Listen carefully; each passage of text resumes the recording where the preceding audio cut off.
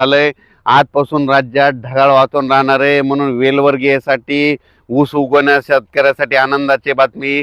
त्याच्यानंतर ज्यांना वेलवर्गीय टरबूज खरबूज लागले त्यांच्यासाठी आनंदाची बातमी. थोडी थंडी कमी होणार आहे, थोडा आभाळ येणार आहे.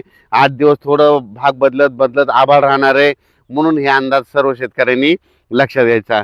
आणि 2026चा सांगायचं झालं तर 2026 मध्ये सरासरी इतकाच पाऊस पडणार आहे, म्हणजे खूप असा नुकसानकारक पाऊस पडणार नाही. फक्त परतीचा पाऊस जास्त पडणार आहे, म्हणून हा अंदाज महाराष्ट्रातल्या सर्व शेतकऱ्यांनी लक्षात घ्यायचा.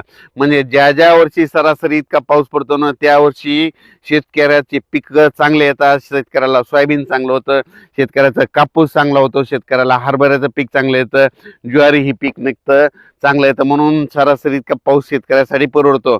जर दुप्पट पाऊस झाला तर मग ते शेतकऱ्याचं नुकसान होतंय. म्हणून यावर्षी चांगला पाऊस पडणार, म्हणजे सरासरी इतकाच पाऊस पडणार आहे, खूप नुकसानीचा पाऊस पडणार नाही, म्हणून हे लक्षात घ्यायचं. जूनच्या पहिल्या म्हणजे 7-8 जूनच्या दरम्यान राज्यात म्हणजे काही भागात पाऊस सुरुवात होईल. त्याच्यानंतर जुलैमध्ये देखील पाऊस पडणार आहे आणि ऑगस्ट आणि सप्टेंबरमध्ये जास्त राहणार आहे, म्हणून हा अंदाज सर्व शेतकऱ्यांनी लक्षात घ्यायचा. मुद्दामून 1 जानेवारीला हा अंदाज सर्व शेतकऱ्यासाठी देत आहे. तर सरासरी इतका पाऊस म्हणजे काय, बऱ्याच शेतकऱ्याला गोष्ट ही लक्षात येत नाही. तर उदाहरण सांगतो की आमचा हा परभणी जिल्हा आहे. दरवर्षी आमच्या परभणी